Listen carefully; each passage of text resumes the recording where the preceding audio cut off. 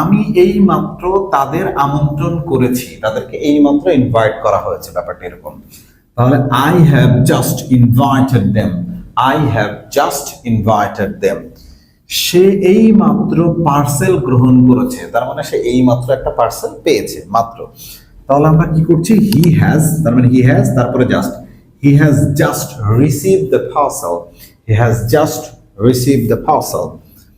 তুমি এই মাত্র রুমটি পরিষ্কার করেছো, তার মানে মাত্র তার রুম পরিষ্কার করা হয়েছে।